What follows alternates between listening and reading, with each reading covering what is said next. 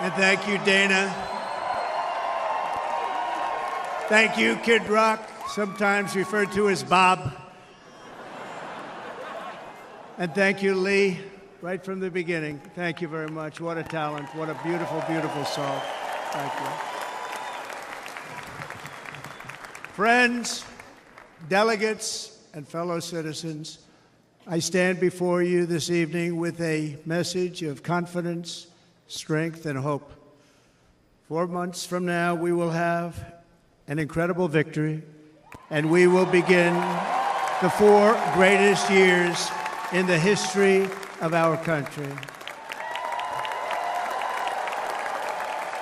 Together, we will launch a new era of safety, prosperity, and freedom for citizens of every race, religion, color, and creed. The discord and division in our society must be healed. We must heal it quickly. As Americans, we are bound together by a single fate and a shared destiny. We rise together or we fall apart. I am running to be president for all of America, not half of America, because there is no victory in winning for half of America. So tonight, with faith and devotion, I proudly accept your nomination for President of the United States. Thank you.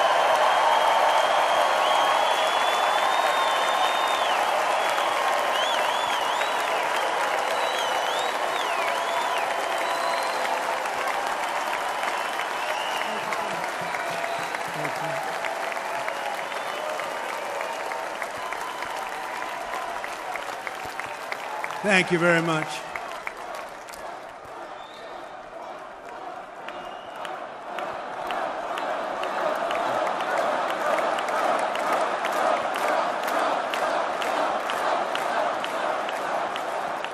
Thank you very much. And we will do it right. We're going to do it right.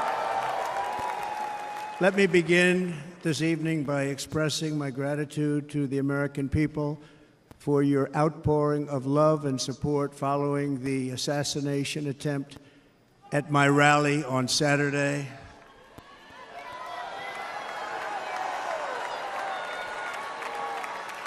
As you already know, the assassin's bullet came within a quarter of an inch of taking my life.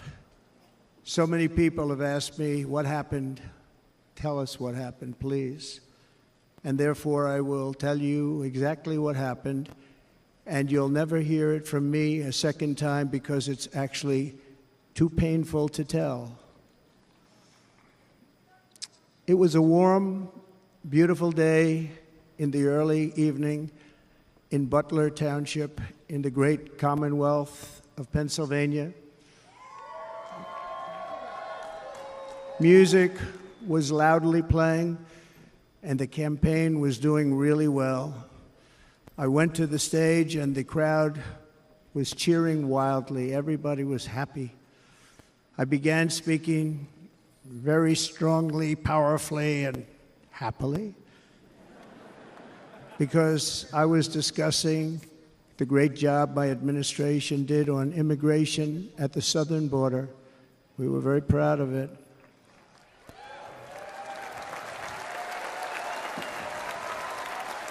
Behind me and to the right was a large screen that was displaying a chart of border crossings under my leadership.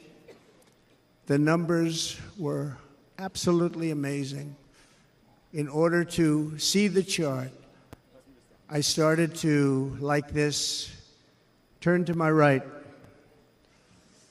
and was ready to begin a little bit further turn, which I'm very lucky I didn't do, when I heard a loud whizzing sound and felt something hit me really, really hard on my right ear.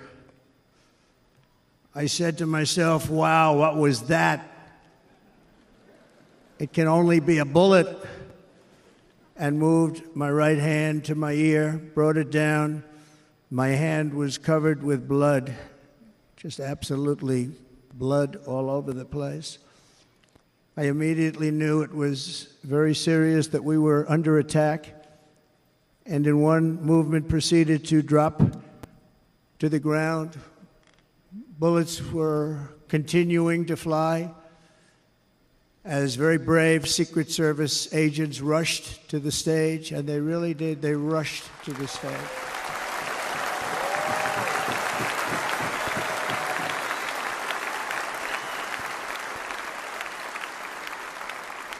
These are great people at great risk, I will tell you, and pounced on top of me so that I would be protected. There was blood pouring everywhere, and yet, in a certain way, I felt very safe because I had God on my side. I felt that.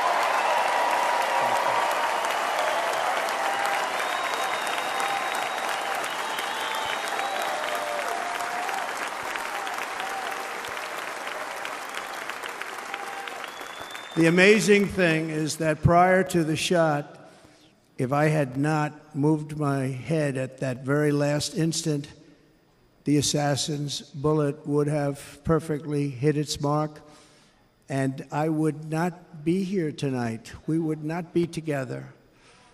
The most incredible aspect of what took place on that terrible evening in the fading sun was actually seen later.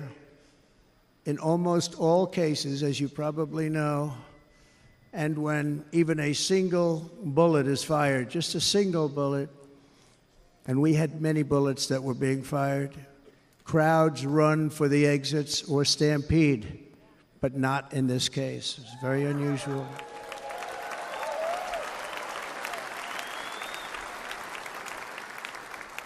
This massive crowd of tens of thousands of people stood by and didn't move an inch.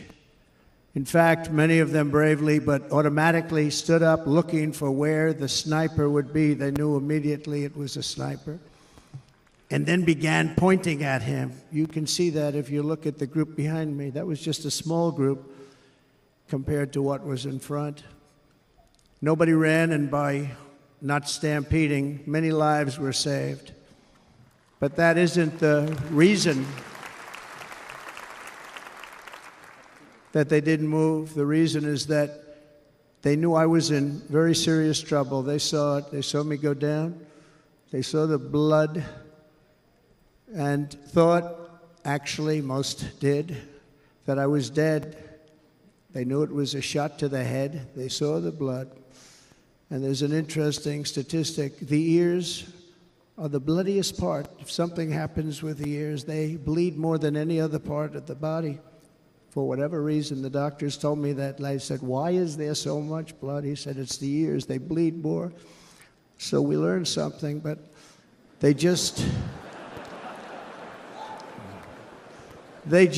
beautiful crowd, they didn't want to leave me. They knew I was in trouble. They didn't want to leave me. And you can see that love written all over their faces.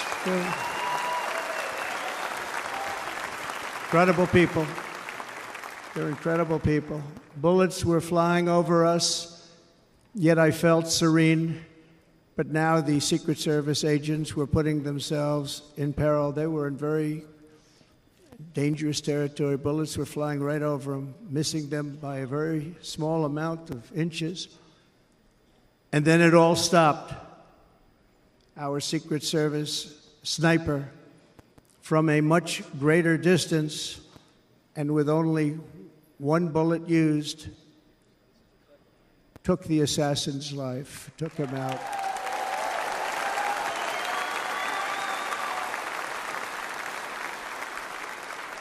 I'm not supposed to be here tonight. Not supposed to be here. Yeah.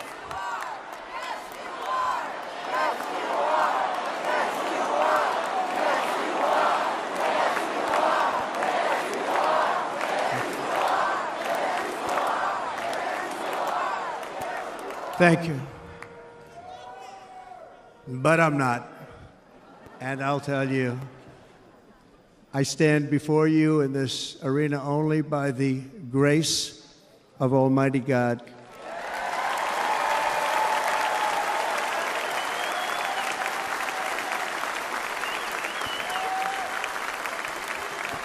In watching the reports over the last few days, many people say it was a providential moment.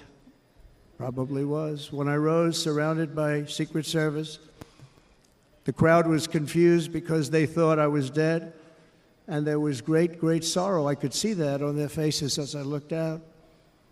They didn't know I was looking out. They thought it was over.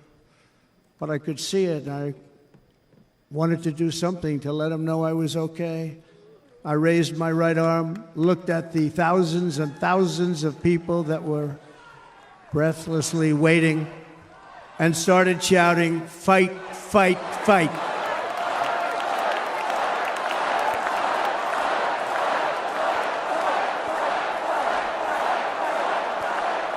Thank you. Once my clenched fist went up, and it was high into the air. You've all seen that. The crowd realized I was okay and roared with pride for our country like no crowd I have ever heard before. Never heard anything like it. For the rest of my life, I will be grateful for the love shown by that giant audience of patriots that stood bravely on that fateful evening in Pennsylvania. Tragically, the shooter claimed the life of one of our fellow Americans, Corey Comparator.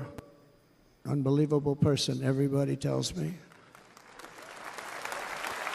Unbelievable. And seriously wounded, two other great warriors. Spoke to them today. David Dutch and James Copenhaver. Two great people. I also spoke to all three families of these tremendous people. Our love and prayers are with them, and always will be. We're never going to forget them. They came for a great rally. They were serious Trumpsters, I want to tell you. They were serious Trumpsters, and still are. But Corey, unfortunately, we have to use the past tense. He was incredible. He was a highly respected former fire chief, respected by everybody. Was accompanied by his wife, Helen, incredible woman. I spoke to her today, devastated, and two precious daughters. He lost his life selflessly, acting as a human shield to protect them from flying bullets. He went right over the top of them and was hit. What a fine man he was.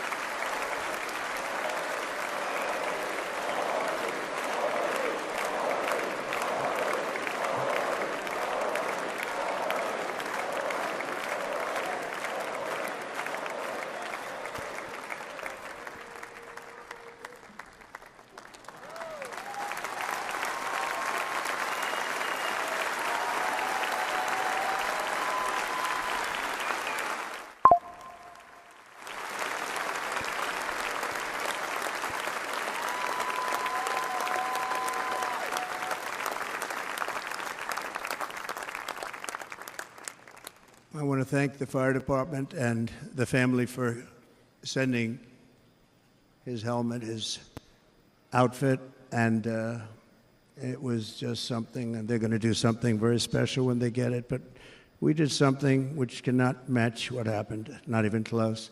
But I am very proud to say that over the past few days, we've raised $6.3 million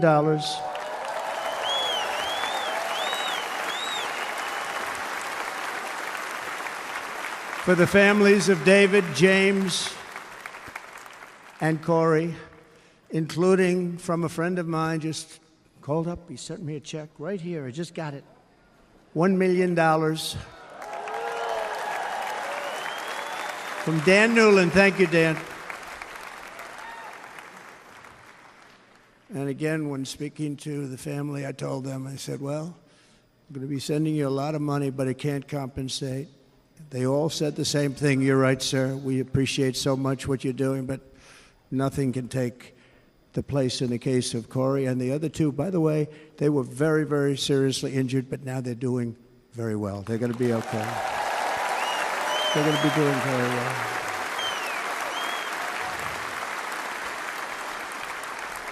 They're warriors.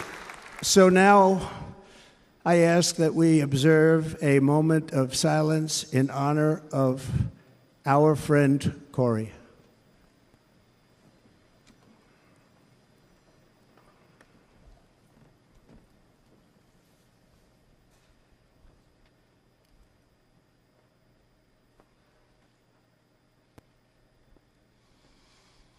There is no greater love than to lay down one's life for others. This is the spirit that forged America in her darkest hours, and this is the love that will lead America back to the summit of human achievement and greatness. This is what we need. Despite such a heinous attack, we unite this evening more determined than ever. I am more determined than ever, and so are you. So is everybody in this room.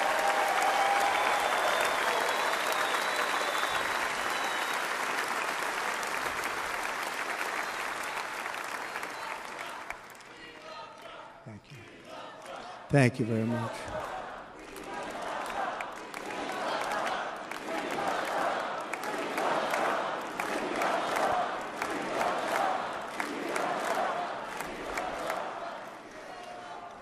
Our resolve is unbroken and our purpose is unchanged to deliver a government that serves the American people better than ever before.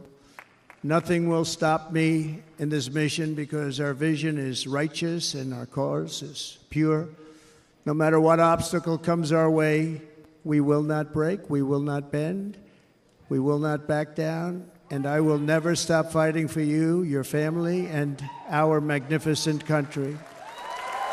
Never.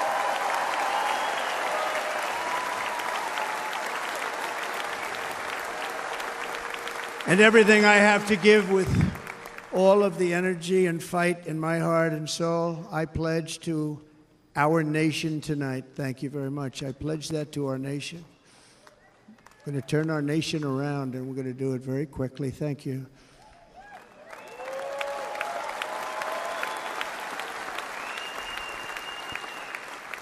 This election should be about the issues facing our country and how to make America successful, safe, free, and great again.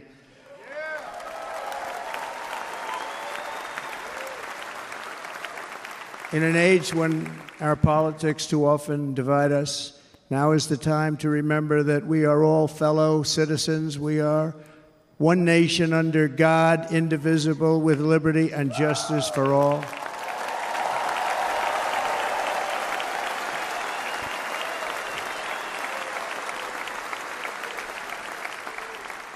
And we must not criminalize dissent or demonize political disagreement, which is what's been happening in our country lately at a level that nobody has ever seen before.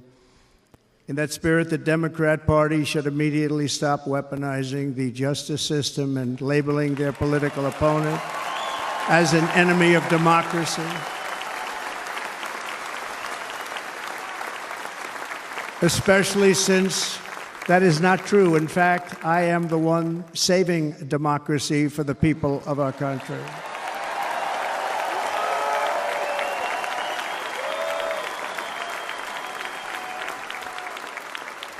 And very big news, as you probably just read, on Monday a major ruling was handed down from a highly respected federal judge in Florida, Eileen Cannon, finding that the prosecutor and the fake documents case against me were totally unconstitutional, and the entire case was thrown out of court. With all of that publicity, thrown out of court. If Democrats want to unify our country, they should drop these partisan witch hunts, which I have been going through for approximately 8 years. And they should do that without delay and allow an election to proceed that is worthy of our people. We're going to win it anyway, but worthy of our people. On this journey, I am deeply honored to be joined by my amazing wife, Melania.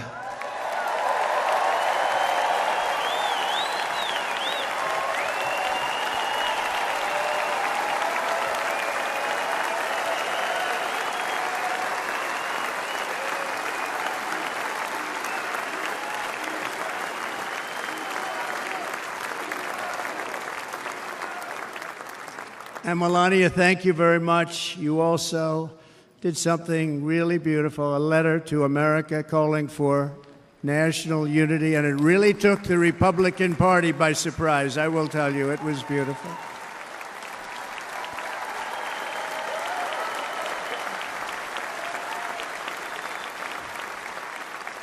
In fact, some very serious people said that we should take that letter and put it as part of the Republican platform. That would be an honor, wouldn't it? Right, Mr. Congressman? But it captivated so many, so I also want to thank my entire family for being here, Don, Kimberly, Ivanka and Jared, Eric and Lara, Tiffany and Michael, Barron. We love our Barron.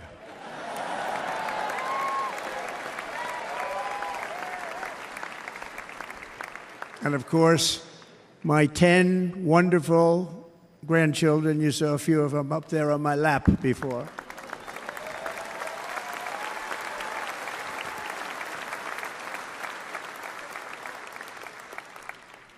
And how good was Dana?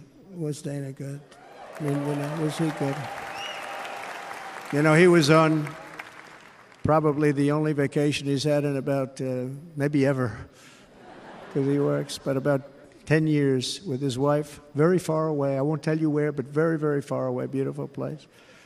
And my people called, and he said, I won't be able to do it. This is many, many years. I promised my wife I can't do it. And they came in, they said, Dana won't be able to do it, because he was my first, second, and third choice. I said, well, that's too bad, but I understand he's away, and it's good. It's good for him. And that was it. About 30 minutes later, she came back in, sir, Dana just called. He's going to do it. And his wife, she said, you can't turn him down. You just can't do it. You have to go. That's a good wife.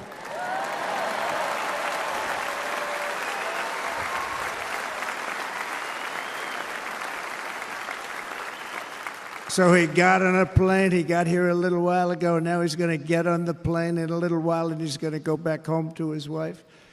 But they're great, and I just want to thank her and him and their whole family, because that's not easy. And Kid Rock, same thing. Called, he said, I want to be a part of it. I want to be a part, because, Kid does his great song, big, big monster song. I had no idea. He became a friend of mine over the last 10 years. And he's amazing. Everyone loves him. I didn't even know how big he was. He has rallies, 35,000, 40,000 people he gets every time he goes out. I think he's making so much money, he doesn't know what the hell to do with it. You want to know? And then we have my other friend, and I've known him so long, and we took that song, and it was a big success, but we made that. I saw a chart of great songs to America. That was #1 on the chart recently, #1. So that's Lee Greenwood, a very special, beautiful person. He's a beautiful man. But they all wanted to be here. They called. And how about the Hulkster? How good was he? Is he up? Where is he?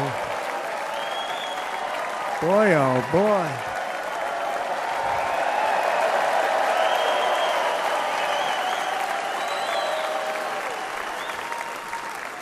They may call that entertainment. I know about entertainment, but when he used to lift a 350-pound man over his shoulders and then bench press him 2 rows into the audience, I say, maybe entertainment, but he is one strong son of a gun. I will tell you, I watched it many times.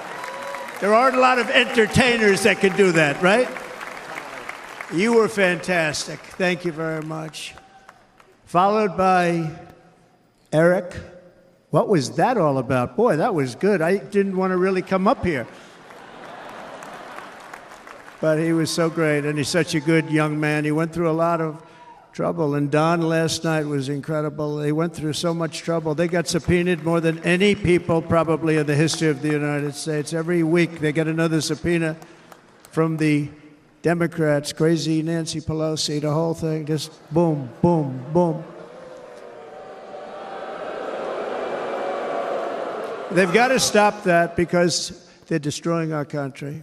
We have to work on making America great again, not on beating people. And we won. We beat them in all. We beat them on the impeachments. We beat them on indictments. We beat them. But the time that you have to spend,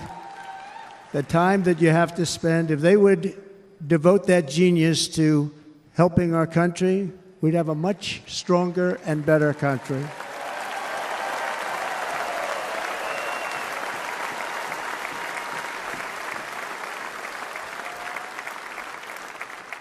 And Jason, the biggest star in country music. Jason, thank you for being here. Jason, thank you very much. Jason Aldean, he's good. I like his wife even better, by the way. She's here. Thank you, Jason. But I'm thrilled to have a new friend and partner fighting by my side. The next Vice President of the United States, the current Senator from Ohio, J.D. Vance, and his incredible wife, Usha.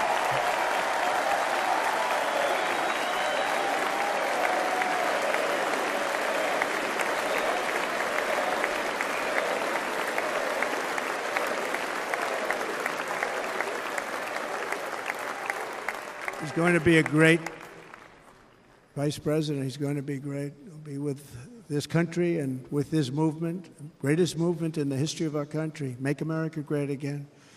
When they criticize it, they say, we're going to try and stop MAGA. I said, MAGA is Make America Great Again. What are you going to stop? There's nothing to stop. Then they say, oh, that's right. It's very tough to fight it. And all of the people that did try and fight it have failed. But he's going to be with us for a long time, and it was an honor to select him. Great student at Yale. His wife was a great student at Yale. They met at Yale. These are two smart people. So, J.D., you're going to be doing this for a long time. Enjoy the ride.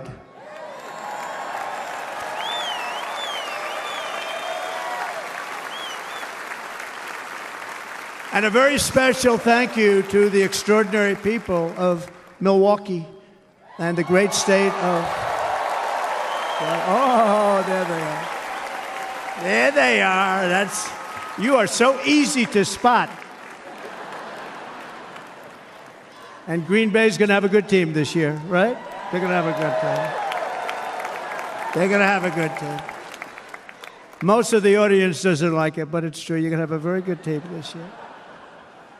And by the way, Wisconsin, we are spending over $250 million here creating jobs and other economic development all over the place. So I hope you will remember this in November and give us your vote. I am trying to buy your vote. I'll be honest about that.